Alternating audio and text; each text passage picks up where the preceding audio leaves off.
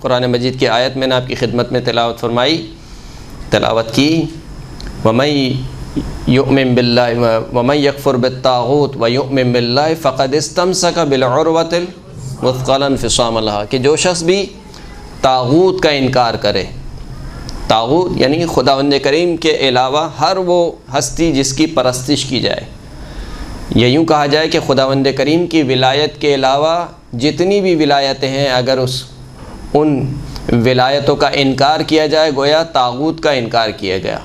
وَمَن يَكْفُرْ بِالطَّاغُوتِ، جو بھی طاغوت کا انکار کرے، وَيُؤْمِن بِاللَّهِ، اور اللہ پر ایمان لائے، فَقَدِ اسْتَمْسَكَ بِالْعُرْوَةِ الْوُثْقَىٰ، تو وہی وہ شخص ہے کہ جس نے ایک مضبوط رسی کو تھام لیا۔ مضبوط رسی کب تھامے گا؟ طاغوت کا انکار کرے گا اور اللہ پر ایمان لائے گا، یعنی جب تک دو کام نہیں کرے گا اس کا مطلب یہ کہ وہ مضبوط رسی کو تھامے ہوئے نہیں ہے۔ پھر میں نے سورہ احزاب کی 2 آیتیں آپ کی خدمت میں پیش کی جو کہ پے در پے ہیں۔ ایک آیت جو کہ آیت درود ہے، بہت ہی مشہور و معروف ہے، اسی کے فوراً بعد جو دوسری آیت ہے وہ کیا ہے؟ ان الذین یؤذون اللہ ورسولہ لعنہم اللہ فی الدنیا والآخرہ، جو شخص بھی اللہ اور اللہ کے رسول کو اذیت دیتا ہے۔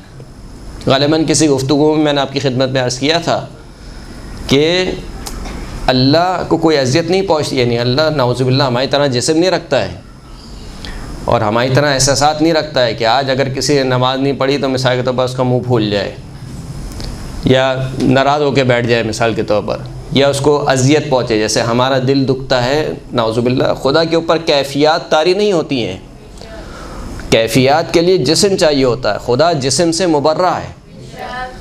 اب جب خدا کہہ رہا ہے کہ وہ ان الذین یؤذون اللہ، جو اللہ کو اذیت پہنچاتے ہیں، اللہ کو اذیت کیسے پہنچے گی؟ ورسولہ، یعنی جس نے اللہ کے نمائندے کو اذیت پہنچائی گویا اس نے اللہ کو اذیت پہنچائی۔ تو جو شخص بھی اللہ اور اللہ کے رسول کو اذیت پہنچاتا ہے لعنہم اللہ فی الدنیا والآخرہ، خداوند کریم اس کے اوپر دنیا میں بھی لعنت بھیجتا ہے اور آخرت میں بھی لعنت بھیجتا ہے۔ وَأَعَدَّ لَهُمْ عذاباً مہینہ، اور ایسے افراد کے لیے خداوند کریم آخرت میں ایک رسوا کر دینے والا عذاب اس نے تیار کر رکھا ہے۔ کن لوگوں کے لیے؟ جنہوں نے اللہ کو اذیت پہنچائی اور اللہ کے رسول کو اذیت پہنچائی۔ اب اللہ کے رسول کو اذیت پہنچانا کیا ہے؟ اذیت پہنچانا کسے کہیں گے؟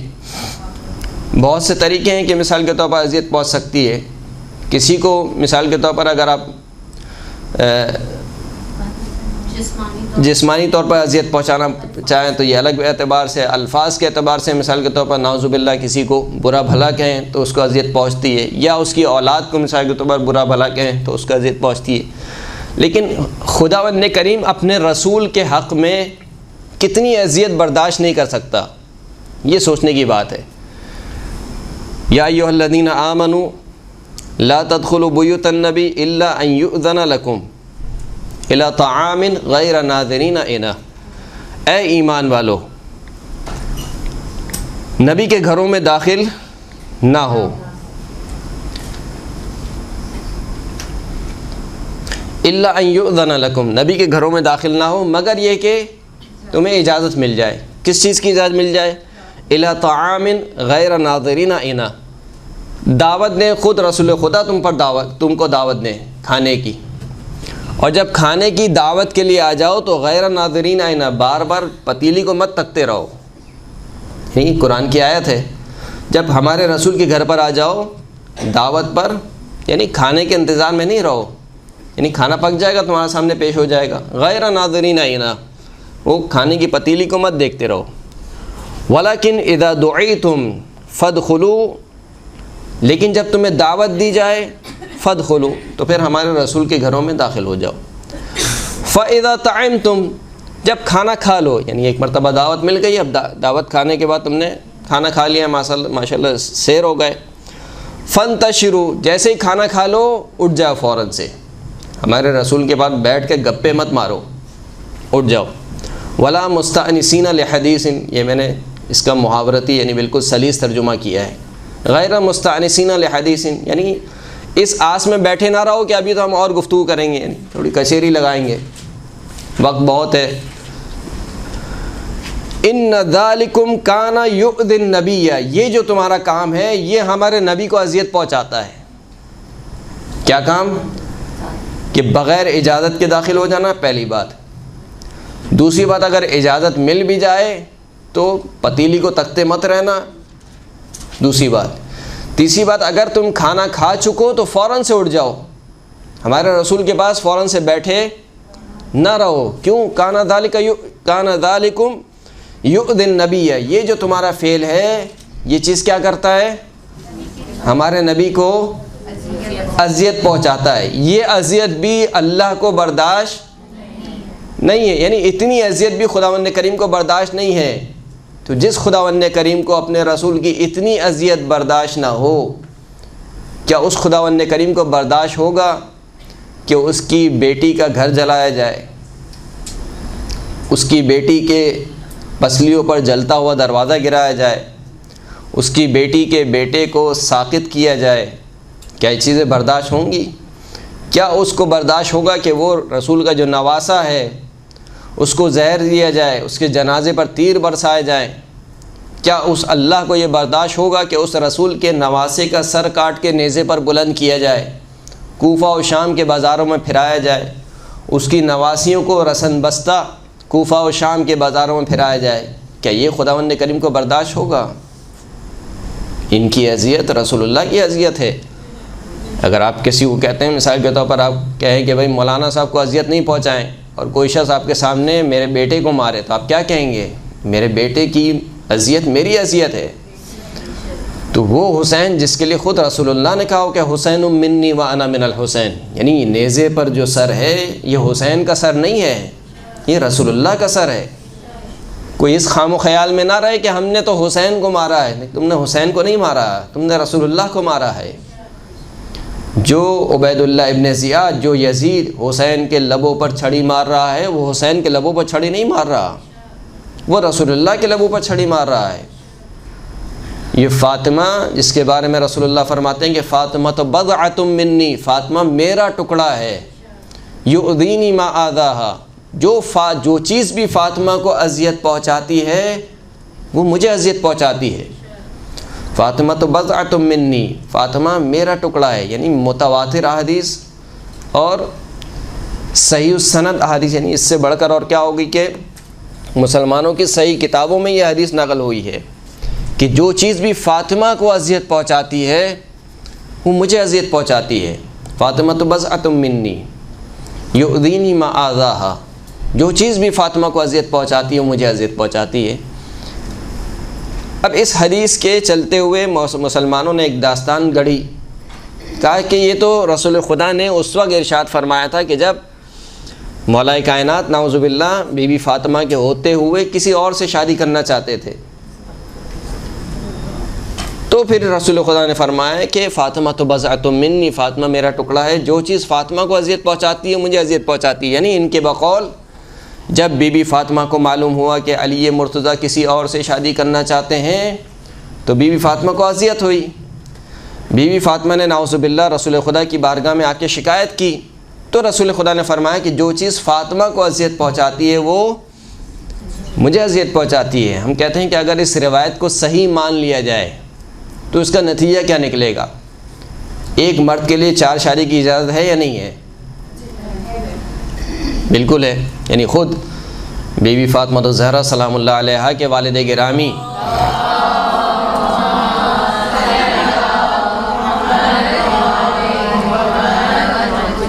جس شریعت کو لے کر آئے ہیں اس شریعت میں ایک مرد کو حق دیا گیا ہے کہ وہ 4 شادی کر سکتا ہے۔ تو اول تو کیسے ممکن ہے کہ وہ شریعت جو خود بی بی فاطمہ کے والد گرامی لے کر آئے ہیں وہ شریعت جب نافذ ہو رہی ہو تو بیوی کو اذیت پہنچے؟ ثم اگر مان بھی لیا جائے تو اذیت پہنچ رہی ہے، تو اذیت ایک حلال کام پر پہنچ رہی ہے یا حرام کام پر پہنچ رہی ہے؟ حلال کام پہ۔ آپ کے بقول حلال کام پر بھی رسول اللہ نے کیا کہا؟ یؤذینی ما آذاہا۔ اب اگر مان بھی لیا جائے کہ ایک حلال کام پر اذیت پہنچ رہی تھی اور یہ حلال کام پر جو اذیت پہنچ رہی تھی یہ بھی رسول اللہ کو برداشت نہیں ہوئی، تو اگر مان بھی لیا جائے کہ مثال کے طور پر فدق بی بی فاطمہ کا حق نہیں تھا، مان بھی لیا جائے، اور پھر بی بی فاطمہ کو اذیت پہنچ رہی ہے تو رسول اللہ کو اذیت پہنچ رہی ہے نہیں پہنچ رہی ہے؟ جس طریقے سے یہاں پر اذیت پہنچ رہی ہے وہاں پر بطریق اولا اذیت پہنچ رہی ہے۔ وہاں پر تو آپ کہہ دیتے کہ نہیں یہ تو بی بی فاطمہ کا حق نہیں تھا، وہ ناحق ناراض تھیں، حالانکہ حدیث میں کوئی قید بیان نہیں کی کہ جب میری فاطمہ ناحق کسی سے ناراض ہو یا باحق کسی سے ناراض ہو تو اس کی ناراضگی اللہ کی ناراضگی ہے، اور اگر باحق کسی سے راضی ہو تو اس کی رضایت اللہ کی رضا ہے۔ ایسا نہیں ہے، مطلقاً حدیث ہے، مطلقاً حدیث ہے، یا فاطمہ ان اللہ یرضی لرضاک ویغضب لغضبک، اے فاطمہ تیرے راضی ہونے سے اللہ راضی ہو جاتا ہے، یعنی مطلقاً ہے۔ تیرے راضی ہونے سے یعنی کیا مطلب؟ یعنی اس کا مطلب یہ ہے کہ فاطمہ جب بھی کسی سے راضی ہوں گی باحق راضی ہوں گی، اور جب بھی کسی پر ناراض ہوں گی باحق ناراض ہوں گی۔ یہ ہو ہی نہیں سکتا کہ فاطمہ کسی سے ناحق ناراض ہو جائیں۔ ایک صلوات پڑھیں محمد و آل محمد۔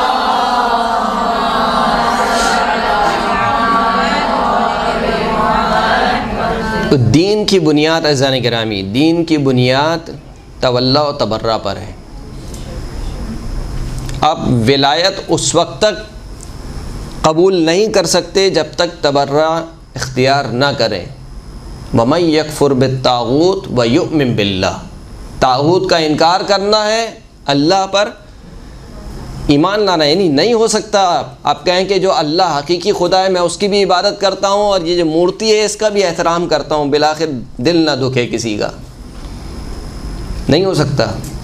توحید کے مرحلے پر جس طریقے سے یہ کام ممکن نہیں ہے کہ آپ اللہ کی توحید کا بھی اقرار کریں اور غیر خدا کی عبادت بھی کریں یا غیر خدا کا احترام بھی کریں، ممکن نہیں ہے آپ کے لیے۔ یعنی آپ کو کہا جائے کہ آپ مسلمان نہیں ہیں، آپ موحد نہیں ہیں، توحید پرست نہیں ہیں۔ کیوں؟ آپ کہیں گے میں اللہ کو تو مان رہا ہوں، کہا نہیں اللہ کو تو مان رہے ہو لیکن غیر خدا کا انکار نہیں کر رہے۔ لا الہ الا اللہ، پہلے نفی ہے بعد میں اقرار ہے۔ جب تک نفی اور اقرار نہیں ہوگا اس وقت تک کلمہ مکمل نہیں ہوگا۔ توحید کے مرحلے پر بھی یہی ہے، نبوت کے مرحلے پر بھی یہی ہے۔ آپ یہ نہیں کر سکتے کہ میں رسول اللہ کو بھی مانتا ہوں، مسیلمہ جو کذاب ہے اس کو بھی مانتا ہوں جس نے نبوت کا جھوٹا دعویٰ کیا، رسول اللہ کی نبوت کا بھی اقرار کرتا ہوں اور فلاں جو جھوٹا نبی ہے مثال کے طور پر اس کا بھی احترام کرتا ہوں۔ نہیں ہو سکتا۔ آپ یہ نہیں کر سکتے کہ میں رسول اللہ کا بھی اتنا ہی احترام کرتا ہوں جتنا ابو جہل کا احترام کرتا ہوں۔ ممکن ہے آپ کے لیے؟ ممکن نہیں ہے۔ نہیں کہہ سکتے کہ میں رسول اللہ کا بھی احترام کرتا ہوں بعین نہیں اسی طریقے سے ابو لہب کا بھی احترام کرتا ہوں، بالآخر رسول خدا کے چچا تھے۔ یہ رشتہ داریاں اللہ نے ختم کر دیں، وہی رشتہ داری باقی رکھی کہ جو ایمان پر استوار تھی، جو ایمان سے خارج ہو گئی۔ کہا تبت یدا ابی لہب، ابو لہب کے ہاتھ ٹوٹ جائیں چاہے رسول کا چچا ہو۔ تو اب اگر کوئی جوش میں آ جائے اور رسول اللہ کی محبت میں کہ وہ تو رسول کے چچا تھے اور ان کی بھی نعتیں پڑھنے لگے، نہیں ہو سکتا یہ کام، درست ہے؟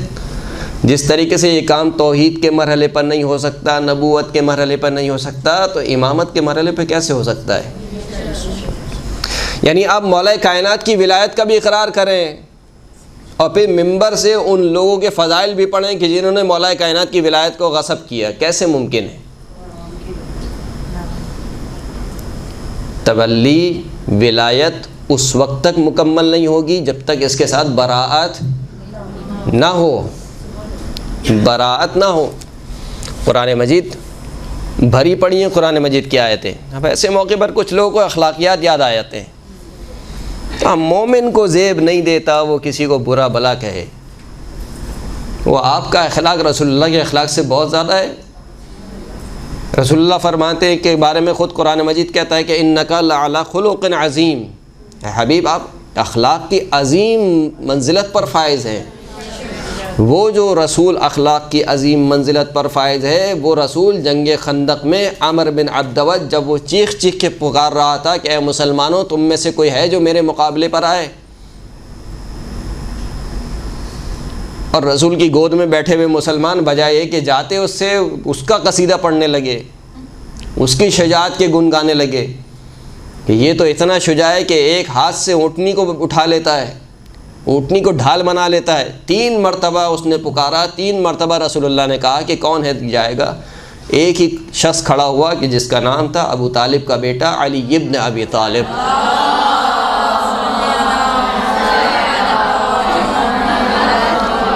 یہاں تک کہ عامر بن عبدود یہ کہتا ہوا نظر آتا ہے کہ میرا گلا سوکھ گیا ہے تمہیں پکارتے پکارتے، یعنی حل میں مبارزین کہتے ہے کوئی میرے مقابل میں آئے، میرا گلا سوکھ گیا ہے۔ کہا تم کیسے مسلمان ہو؟ تم کہتے ہو کہ اگر میری تلوار سے مارے گئے تو شہید، مجھے مار دیا تو غازی، یعنی دونوں صورتوں میں جیت تمہاری ہے، پھر بھی نہیں آتے میرے پاس۔ اور تینوں دفعہ رسول خدا کیا فرماتے تھے؟ من لہذا الکلب، کون اس کتے کے لیے ہے؟ کون رسول؟ جو اخلاق کی عظیم ترین منزلت پر فائز ہے، وہ کہہ رہا ہے کہ من لہذا الکلب، کون ہے جو اس کتے کی زبان بند کرے؟ تو آپ کا اخلاق رسول اللہ کے اخلاق سے زیادہ ہے۔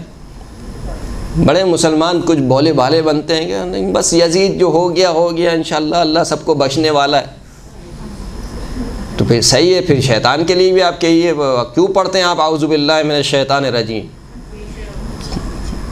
کیوں بار بار آپ شیطان کو برا بھلا کہتے ہیں؟ شیطان کے لیے بھی سافٹ کارنر رکھیے کہ انشاءاللہ خدا اس کو بھی بخش دے گا۔ ہم اپنی زبان کیوں گندی کریں اعوذ باللہ من الشیطان الرجیم کہہ کر؟ وہ قرآن مجید کی آیتیں بھری پڑی ہیں، بار بار ظالمین پر لعنت ہو رہی ہے۔ البتہ یہ لعنت کے معنی یہ نہیں ہے جو ہم اردو زبان میں لعنت کے معنی لیتے ہیں، نہیں، اردو زبان میں اب کسی بھی ہم کہتے ہیں تجھ پر لعنت ہو، نہیں، ایک طریقے سے فوش اور گالی سمجھی جاتی۔ عربی زبان میں فوش اور گالی سے بڑھ کر ہے، یعنی کیا مطلب؟ یعنی آپ کہتے ہیں کہ اللہ تجھے رحمت الہی سے دور کرے، یعنی یہ چیز شاید نہیں بلکہ یقیناً ایک گالی سے، فوش ترین گالی سے بڑھ کر ہے کہ آپ کسی کے لیے دعا کریں، بد دعا کریں کہ خدا تجھے رحمت الہی سے کیا کرے؟ دور کر دے۔ یعنی رحمت الہی اگر کسی کے پاس نہیں رہی تو کیا بچے گا؟ کچھ بھی نہیں بچے گا۔ تو یہ تبرہ، جب ہم تبرے کا نام سنتے ہیں تو کیونکہ کچھ ہماری بھی کچھ غلطیاں ہیں، بہرحال اس میں اعتراف کرنا چاہیے، کچھ ایسی محافلیں ہوئی ہیں کہ جس میں اس عظیم عبادت کے صورت کو بگاڑ دیا ہے۔ تبرہ عظیم عبادت کا نام ہے زن گرامی، یعنی جس طریقے سے ولایت عبادت ہے، تبرہ بھی کیا ہے؟ مقدس عبادت ہے۔ یعنی تبرہ ذہنی تفریح کا نام نہیں ہے کہ آپ کہیں کہ میں دل کی بھڑاس نکال رہا ہوں خالی، یعنی کسی نے مثال کے طور پر آپ کو سنا دیا ہو اور کبھی موقع لگا ہو تو آپ کیا کرتے ہیں؟ یعنی سناتے ہیں اس کو۔ کیوں سناتے ہیں؟ دل کی بھڑاس نکالنی۔ بھائی دل کی بھڑاس میں اس وقت نکالوں جب میری کوئی ذاتی دشمنی ہو۔ ہماری کسی سے کوئی ذاتی دشمنی ہے؟ کوئی ذاتی دشمنی نہیں ہے، ہم تو رسول اللہ کی سنت پر عمل کر رہے ہیں۔ رسول اللہ نے کہا کہ میرے اہل بیت سے محبت رکھو، محبت کا تقاضا یہ ہے کہ ان کے دشمنوں سے دشمنی رکھو، یعنی محبت اس وقت تک پوری نہیں ہوگی جب تک ان کے دشمنوں سے دشمنی نہ رکھی جائے۔ تو تولا اور تبرہ جب تک آپس میں نہیں ملیں گے یہ دین کی اساس مکمل نہیں ہوگی۔ اسی لیے زیارت عاشوراء میں آپ کیا پڑھتی ہیں کہ اے خدا میں تجھ سے قریب ہونا چاہتا ہوں، کس چیز کے ذریعے سے؟ امام حسین کے دشمنوں سے براعت کے ذریعے۔ یعنی کیا مطلب؟ یعنی تقرب الہی کا ذریعہ ہے تبرہ۔ اگر اسی طریقے سے انجام پائے جس طریقے سے معصومین نے انجام دیا ہے، اسی طریقے سے انجام پائے۔ تولا و تبرہ، اگرچہ کہ تبرہ و تولا کا اظہار کہاں کرنا ہے، کیسے کرنا ہے، یہ ایک فرعی مسئلہ ہے، لیکن اصل تبرہ اور اصل تبرہ جو عقیدہ ہے یہ عقیدہ درست ہونا چاہیے۔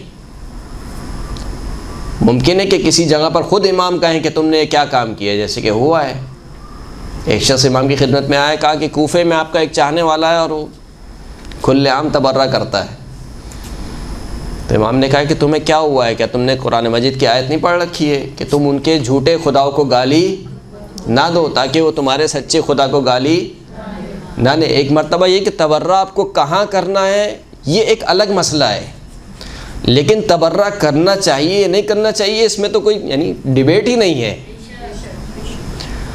آپ کے دل میں دشمنان اہل بیت اطہار اول سے آخر تک ان کے لیے سافٹ کارنر نہیں ہونا چاہیے۔ اب اس کا اظہار کہاں کرنا ہے یہ الگ مسئلہ ہے، اظہار بھی کرنا ہے، ایسا نہیں کہ نہیں کرنا ہے، لیکن کہاں کرنا ہے اور کیسے کرنا ہے یہ ایک الگ مسئلہ ہے۔ التقیۃ دینی و دین و آبائی، تقیہ میرا دین ہے اور میرے آباء و اجداد کا دین ہے۔ جس نے قیام قائم سے پہلے تقیہ کو ترک کیا گویا اس نے دین کو ترک کیا۔ لہذا تولا و تبرہ دین کی اساس ہیں اور ہر مرحلے پر تولا و تبرہ ضروری ہے، توحید کے مرحلے پر بھی، نبوت کے مرحلے پر بھی اور امامت کے مرحلے پر بھی۔ کچھ احادیث ہیں جو آپ کی خدمت میں پیش کرنا چاہتا ہوں۔ ایک صلوات پڑھیں محمد و آل محمد۔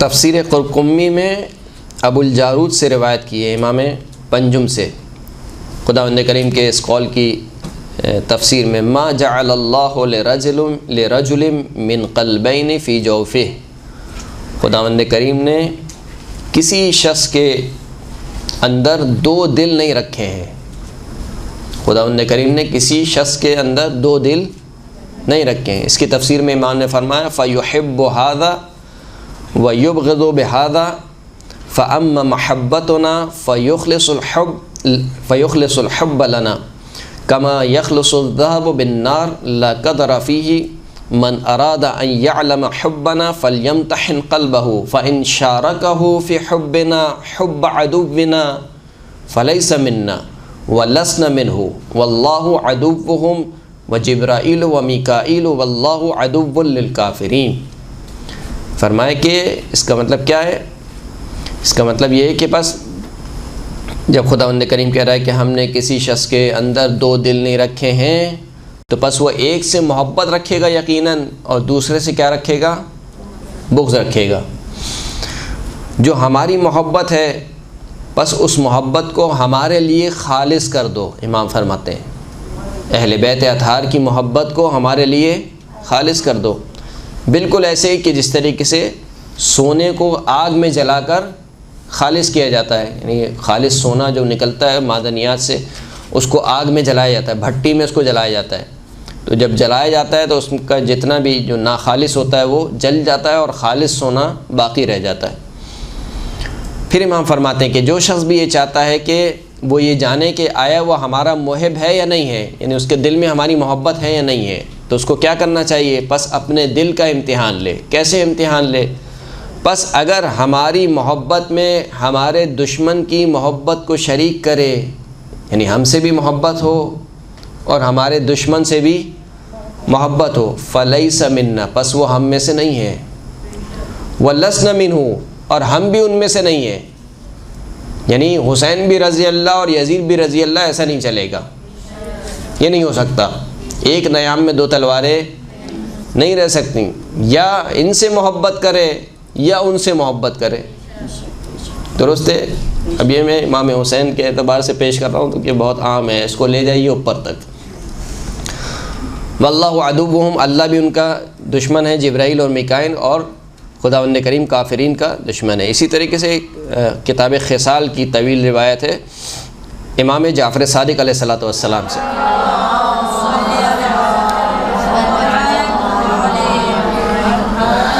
فرماتے ہیں کہ حب اولیاء اللہ واجب والولایت لہم واجبہ، اللہ کے اولیاء سے محبت رکھنا واجب ہے اور ان کی ولایت رکھنا واجب ہے، والبراءۃ من اعدائہم واجبہ، اور ان کے دشمنوں سے اظہار براءت۔ اظہار براءت کا کیا مطلب ہے؟ یعنی لا تعلقی، ہمارا ان سے کوئی تعلق نہیں ہے، اور اظہار براءت کا سب سے جو اہم ترین حصہ ہے وہ یہ کہ وہ ان کے حق میں بد دعا کرتا ہے، یعنی لعن کرتا ہے، ان پر نفرین کرتا ہے۔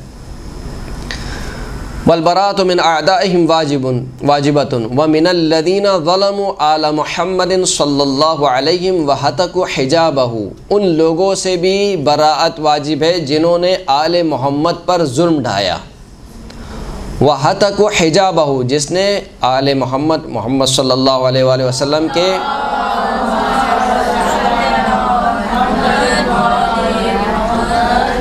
ان کے حجاب کو پارا پارا کیا۔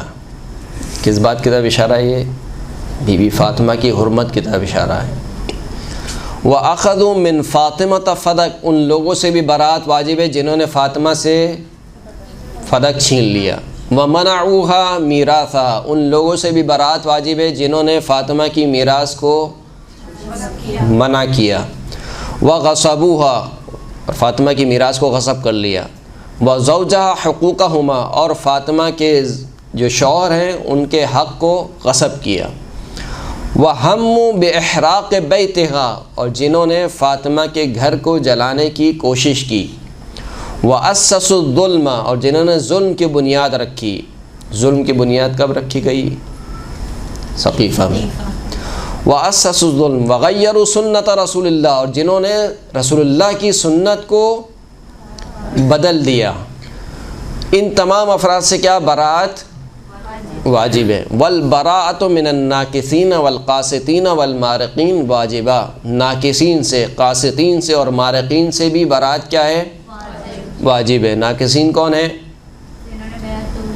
جنہوں نے بیعت توڑی۔ کنہوں نے بیعت توڑی؟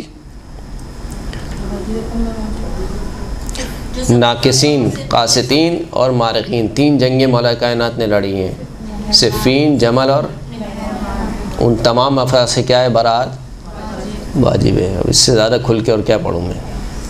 والبراءۃ من الانساب والازلام وائمۃ الضلال وقادۃ الجور کلہم اولہم وآخرہم واجبہ، تمام افراد سے، ان کے اول ان کے آخر سے برات کیا ہے؟ واجب ہے۔ والبراءۃ من جمیع قتلۃ اہل البیت واجبہ، تمام اہل بیت اطہار کے قاتلوں سے برات کیا ہے؟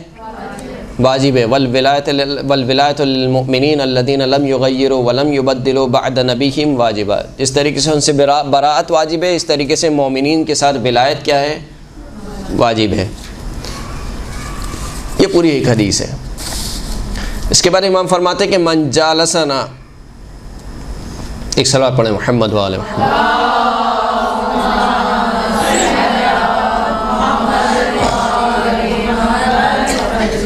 من لم يعرف سوء ما أتى إلينا من ظلمنا وذهاب حقنا وما ركبنا به فهو شريك من أتى إلينا فيما ولينا به، جس شخص کو کوئی پرواہ نہ ہو کہ ہمارے ساتھ کیا کیا گیا، جس طریقے سے آج کل ہوتا ہے۔ کیا ہوتا ہے آج کل؟ بس چھوڑیں، جو ہو گیا ہو گیا، اب اس کو پرانی باتوں کو ردنے کا کیا فائدہ؟ ہو گیا، مولا کا حق غصب ہو گیا، کیا کر سکتے ہیں؟ یہ فاطمہ پہ ظلم ڈھائے گئے، بس ان باتوں کو چھوڑ دیں۔ آپ نے کیا کرنا ہے اس کو یاد رکھیں۔ فرماتے ہیں کہ جو شخص اس کو کوئی فکر نہ ہو، جو نہ جانتا ہو کہ ہمارے ساتھ کیا برا فعل انجام دیا گیا، ہم پر کیا ظلم ڈھایا گیا، جو شخص کو اس کی پرواہ نہ ہو کہ ہمارا حق غصب کیا گیا، فہو شریک، پس ایسا شخص شریک ہے اس شخص کے ساتھ جس نے ہم پر ظلم ڈھایا ہے۔ جس کو کوئی پرواہ نہ ہو کہ ہمارے ساتھ کیا کیا گیا، بس وہ کہے کہ نہیں، بس آج کے دور میں بس مسلمانوں کو اکٹھا ہونا چاہیے، فنا ہونا چاہیے، فنا تقریریں، وہ ساری باتیں اپنی جگہ درست ہیں، لیکن آپ کہیں کہ نہیں، یعنی وحدت مسلمین کا سودا اہل بیت اطہار کے دشمنوں سے ان کی تعریف کے عوض نہیں کیا جا سکتا، ان کو قبول کرنے کے عوض نہیں کیا جا سکتا۔ یہ الگ بات ہے کہ صحیح ہے۔ بہرحال اپنے اصحاب سے رسول اللہ نے پوچھا کہ ایُّ عُرَى الایمان اوثق، فقالوا اللہ ورسولہ اعلم، فرمایا کہ ایمان کی کون سی رستی سب سے زیادہ مضبوط اور محکم ہے؟ تو اصحاب نے کہا کہ اللہ اور اس کے رسول زیادہ بہتر جانتے ہیں۔ تو رسول اللہ نے کہا کہ بتاؤ، یعنی میں تم لوگوں سے پوچھنا چاہتا ہوں۔ فقالوا یا ابن رسول اللہ، تو یہ چھٹے امام کی حدیث ہے، کہا کہ اے رسول اللہ کے بیٹے، الصلاۃ، کہا کہ نماز جو ہے وہ سب سے محکم ترین رسی ہے۔ امام نے فرمایا کہ ان للصلاۃ فضلا ولکن لیس بالصلاۃ، یقیناً نماز کی اپنی فضیلت ہے، لیکن نماز سب سے مضبوط رسی نہیں ہے۔ قالوا الزکوٰۃ، کہا کہ زکوٰۃ، پھر امام نے کہا کہ یقیناً زکوٰۃ جو ہے وہ بافضیلت چیز ہے، لیکن زکوٰۃ بھی اور رسی نہیں ہے۔ پھر کہا کہ ماہ رمضان کے روزے کا، یقیناً ماہ رمضان کے روزوں کی فضیلت ہے، لیکن ماہ رمضان کے روزے بھی نہیں ہے۔ پھر کہا کہ حج اور عمرہ، امام نے فرمایا کہ ان کی فضیلت اپنی جگہ، لیکن حج اور عمرہ بھی نہیں۔ پھر کہا کہ جہاد کی یقیناً اپنی فضیلت ہے، لیکن جہاد بھی سب سے مضبوط رسی نہیں ہے۔ جب یہاں تک پہنچے تو پھر کہا کہ اب امام آپ خود ہی بتا دیجئے کہ کون سی ایمان کی رسی سب سے زیادہ مضبوط ہے۔ فقال، تو امام نے فرمایا قال رسول اللہ نے فرمایا کہ ان اوثق عر الایمان، ایمان کی سب سے مضبوط رسی الحب فی اللہ والبغض فی اللہ، اللہ کے لیے کسی سے محبت کرنا اور اللہ کے لیے کسی سے بغض رکھنا، وتوال ولی اللہ وتعاد عدو اللہ، اور اللہ کا جو ولی ہے اس کی ولایت کا اقرار کرنا، اور اللہ کا جو دشمن ہے اس سے دشمنی رکھنا، یہ سب سے مضبوط ترین رسی ہے۔ ایک شخص امام کی خدمت میں پہنچا اور فرمایا کہ ان فلانا یوالی کا الا انہ یضعف عن البراءۃ من عدوکم، فلاں شخص ہے جو آپ سے محبت تو کرتا ہے لیکن آپ کے دشمنوں سے برات میں تھوڑا سا کمزور ہے، یعنی ان کے لیے بھی سافٹ کارنر رکھتا ہے۔ فقال ہیہات کذب من ادعى محبتنا ولم يتبرأ من عدونا، کتنا بعید ہے، جھوٹا ہے وہ شخص جو ہماری محبت کا دعویٰ کرے لیکن ہمارے دشمنوں سے براءت نہ رکھے۔ وہ شخص کیا ہے؟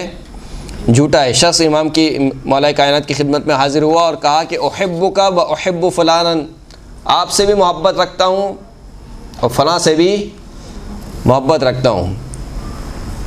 امام کے بعض دشمنوں کا نام لیا۔ فقال، امام نے فرمایا کہ اما الآن فانت اعور، ابھی تو کاڑا ہے، ایک آنکھ والا ہے۔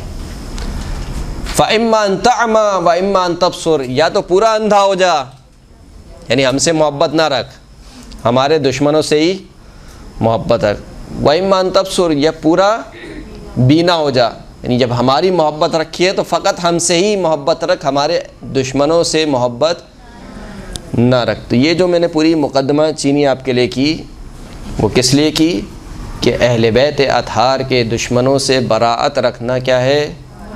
واجب ہے، ضروری ہے، ایمان کا حصہ ہے، یعنی ایمان مکمل نہیں ہو سکتا۔ جو کام آج کل کیے جا رہے ہیں وہ بہرحال خدا کے بارگاہ میں جواب دہ ہیں، لیکن تقیہ ایک اپنی جگہ ہے، اس سے کوئی انکار نہیں ہے۔ کہاں پر اظہار برات ہونا چاہیے، کس طریقے سے اظہار برات ہونی چاہیے، اس سے کوئی انکار نہیں ہے، لیکن آپ ایک ایسا کام کریں کہ جس سے مومنین کے دلوں میں اہل بیت اطہار کے دشمنوں کی محبت کو پیدا کریں۔ آپ کہیں کہ فلاں خلیفہ نے بھی اچھا کام کیا، اس خلیفہ کے اچھے کام یہ تھے، بھائی آپ کیوں گنوا رہے ہیں اس کے اچھے کام؟ اول تو تھے نہیں، وہ تھے بھی تو کیوں گنوا رہے ہیں؟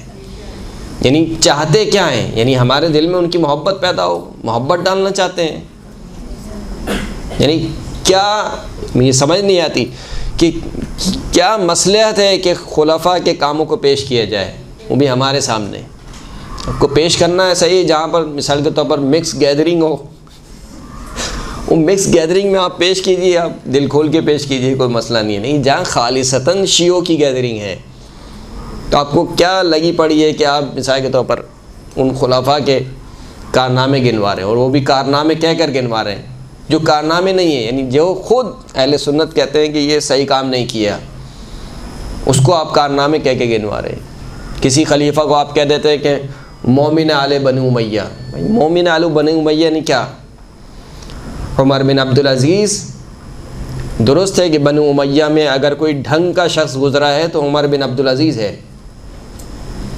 جس نے فدق واپس کیا اور تبرہ بند کرایا، ہم بھی مانتے ہیں، لیکن بالآخر خلافت نہیں دی چوتھے امام کو، جو حق تھا چوتھے امام کا، وہ ناحق بیٹھا ہوا تھا۔